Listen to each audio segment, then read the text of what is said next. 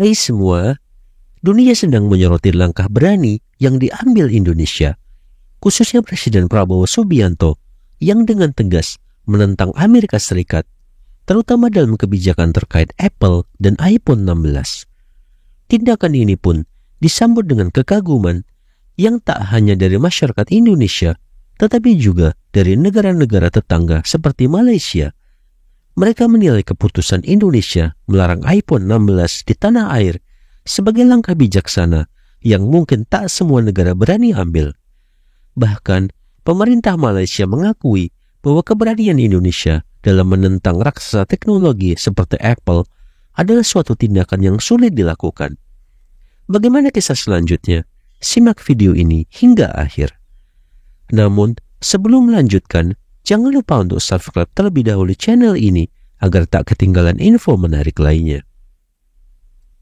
Langkah ini menjadi sinyal kuat bahwa Indonesia tidak akan tunduk pada kekuasaan Barat dan tidak akan menjadi pion dari negara-negara besar. Presiden Prabowo mengisyaratkan dengan jelas bahwa Indonesia ingin memiliki posisi yang setara dalam hubungan internasional, termasuk dengan perusahaan-perusahaan besar asal Amerika. Keputusan ini pun diperkuat oleh pernyataan Menteri Perindustrian Agus Gumiwang yang menegaskan bahwa iPhone 16 yang beredar di Indonesia tanpa izin adalah ilegal dan masyarakat didorong untuk melaporkannya. Bahkan, Indonesia tidak hanya berhenti pada larangan iPhone 16.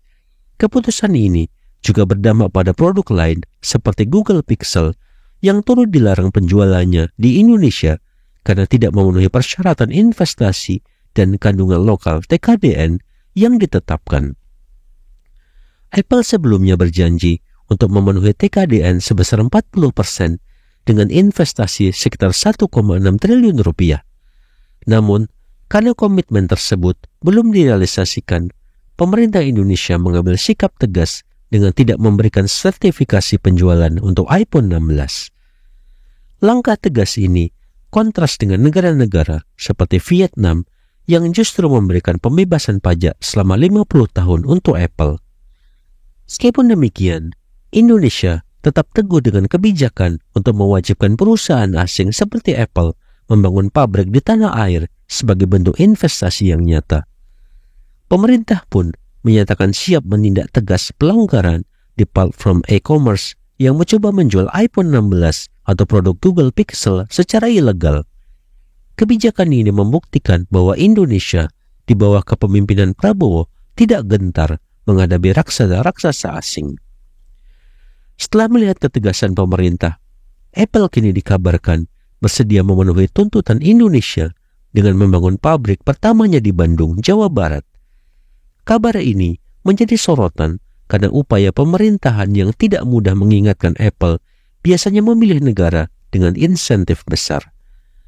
Langkah Apple ini disebut-sebut sebagai bukti bahwa tekanan yang diberikan oleh pemerintah Indonesia berhasil menciptakan hasil yang menguntungkan.